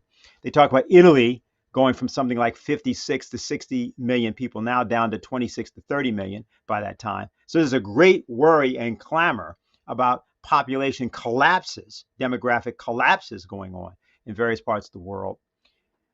India is said it will not collapse, but it will also see a slight decline from 1.3 billion to 1.1 billion. But sub-Saharan Africa is going to explode. There'll be 3 billion people there. Who wants to have 3 billion Black Africans running around the world at that time? That's got to be trouble. So what's actually going on in this entire discussion, and what's relevant about this idea of what the individual is asking about, is that we should show two things. We should show the bill of materials cost, and that's something that's, what actually goes into that free energy that's going to build the windmill. That when, and then of course the problem of the windmills breaking down, the problem of being able to supplement them when there's no wind blowing, with coal-fired plants and with natural gas, which is what we saw already in Texas. What's the actual cost of all of this? That is a relevant thing. But I want to talk about also and just reference the idea that there's no reality to what these people are claiming that they are concerned about. The very same interests that are claiming to be concerned about this would have supported a bill which was passed into being by the Carter administration, and it was under Reagan in 1981. It was never financed. It was David Stockman, I believe, at the Office of Management and Budget at that time to kill the budget for that. But that's just a little bit of background history to recognize that in no way is anything associated with this issue of carbon dioxide real in any way. And nor do the people that are pushing it think that there is anything associated with it in any way, except for those who've been duped, those who've been brainwashed by those people that know what the actual agenda is. So I just think, but what we will do, and I think it's an important thing which we can take up with a couple of the people that, in fact, next week, I think we could discuss this a bit more. And there's a couple of old graphics we have to sort of redesign, because I think if we were to use them, the ones we were looking for, they'd probably be a bit out of date. But I want to thank the questioner for that question. Mike, there's one last one, which I'll then give to you. And this came from Alvin in New York. Let me just bring it back up on my screen here. And here's what he asked you to comment on. The President of the United States is grappling with his own mental capacity. You've described the financial war drums and the actual war drums. In this context, what is the strategic significance of a single young citizen upholding the institution of the presidency when intervening and challenging the empty heads that presently occupy it? LaRouche always used to say that these kinds of people, meaning in the establishment, rattle easy, that this affects them. Would you refer to such an action, such an intervention, as a flank? Yeah, oh yeah, absolutely. Let me say first that I think the professor who asked the last question, I think you see why I asked Dennis to answer that. That was very well done, Dennis.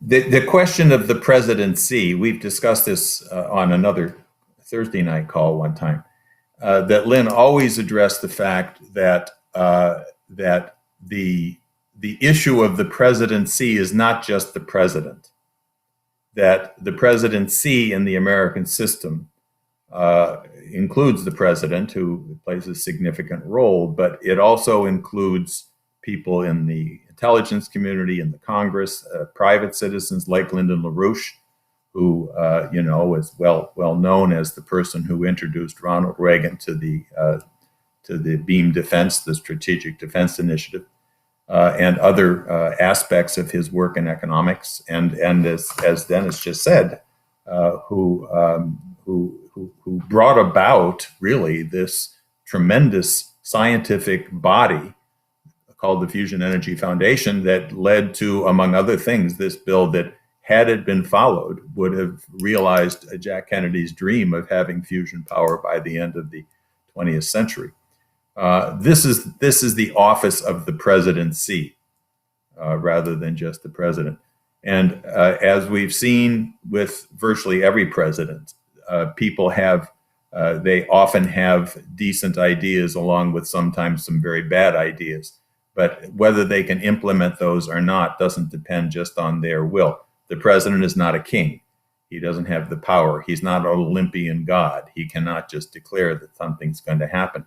And on this energy question, I'll repeat here for those listeners who may not know it, Trump's one, I think, successful thing that he did was to pull out of the Paris Accord, which was the previous COP meeting, where they did not get any enforceable concessions to limit carbon, but they did reach an agreement, which they then tried to hold people to. But Trump pulled out of that. He just said he didn't quite challenge the science. He just said this is unfair to America because it's going to undermine economic progress. And a lot of that is going on now, where countries are saying, okay, you have your climate thing, but we're not going to stop using coal because we believe in keeping our population alive and growing. But to challenge the science is the most important issue. And Trump, largely, again, because of the influence of Lyndon LaRouche, brought in Professor Will Happer, the emeritus head of the physics department at Princeton, and guy who formed a national organization to defend carbon as something extremely useful for the biosphere as opposed to something dangerous for the biosphere, with other scientists, and who's spoken at some of our conferences. He was hired and put on the National Security Council with the explicit assignment of holding a public debate with the pseudo climate scientists to actually put that before the American people. God, that would have been valuable. You know, this would have brought this issue before an American population which was completely ignorant about the science behind all of this. They're just told there's a scientific consensus. So he came in, he was going to do it, he wanted to do it, and he was stopped from doing it by the same military, industrial, and Wall Street crowd who knew that this climate change scam was being turned into a green bubble, which they hoped would salvage the completely bankrupt Western financial system. They're wrong that it's going to salvage it, but this is their dream, creating a new bubble, which somehow will keep the whole financial system afloat. And therefore, they intervened. We don't know the exact details, at least I don't, of who and how it was done, but they were prevented from holding that debate. And eventually, Will Happer just packed his bags and went back to Princeton because it didn't happen. This has to happen. We have to have this kind of confrontation. What Dennis is going to do next week will be a continuation of what we've done over the last couple of years of pulling together great scientific minds. The memo, the call that was put up between Helga Zepp-LaRouche and the Schiller Institute and Dr. Goose Berghardt of the Clientele. This is another example of putting the science out there, getting people to think, right? Rather than just say, well, you have your science and I have mine, and I'm not a scientist, so I have to agree with whoever they say it is. People have to think and think through themselves how and why this has been done, and then understand the fact that carbon is the chemical of life. It's the food for plants. The more carbon is, the better, and so forth. But these ideas are going to have to be fought through. In terms of Biden and his presidency, he despite his complete horrible climate change mentality and other aspects of his thinking, and the fact that he has cognitive problems. But nonetheless, he comes out of the old tradition of the Democratic Party that believes we should not go to war. And he said it over and over again. He said, we must not go to war. We must have negotiations. But what he says is not what's happening. What he says he wants to do, is it because he's duplicitous and he's lying? It's probably because the same reasons Trump said we're going to do this, this, and that, and none of it happened.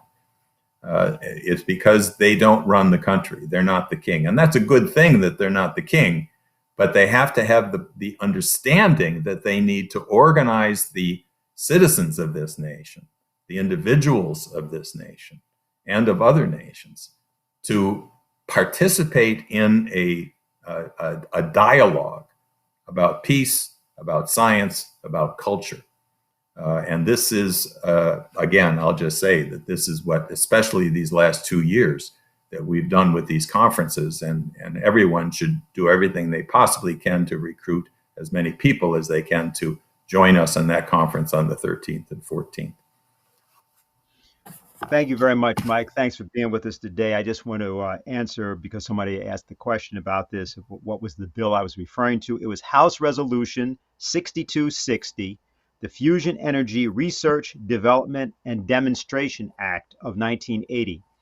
It was introduced by Representative Mike McCormick on the 23rd of January of 1980, and it was passed into law by Jimmy Carter later that year. Well, he signed it when it was passed by the House of Representatives and Senate. So that's what it is. And it shows something which I just want to make sure people heard from what Mike was just saying, is that despite the fact that you may have a president who you consider to be an arch enemy, for that matter, and who has represented by policy means and the way he came to power that he is your enemy. In the case of Jimmy Carter, he was put into power by the Trilateral Commission, which we were the first organization at that time to expose. Despite that, he was caused to sign into law a piece of legislation that would have, if implemented, created the very conditions that would have superseded the crisis that we find ourselves in today. And therefore, it demonstrates that the power of the presidency must be manifest, and it has yet to be manifest in the present circumstance by the American people. And that is our job. That is not the job of any candidate for presidency, any sitting president. It is their job to respond to what the American people do.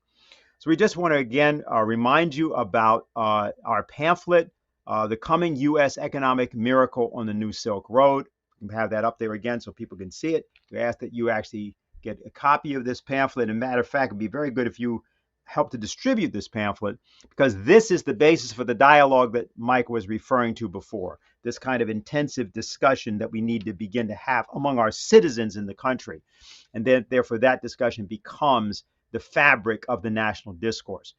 Secondly, the call that was put out by Helga Sepp-LaRouche, the Clintel Group, a wake-up call. The danger for mankind is not the climate, but the toleration of a devious policy that uses climate to destroy us. So we want to thank you all for listening today. And we want to thank also Jose Vega for the intervention that he did and the first graphics that we were able to see about that. And we want to have you all come back for our pre-Halloween exorcism that will be here on this platform next week. So on behalf of the LaRouche organization and the Manhattan Project Town Meeting and Lyndon LaRouche, good afternoon.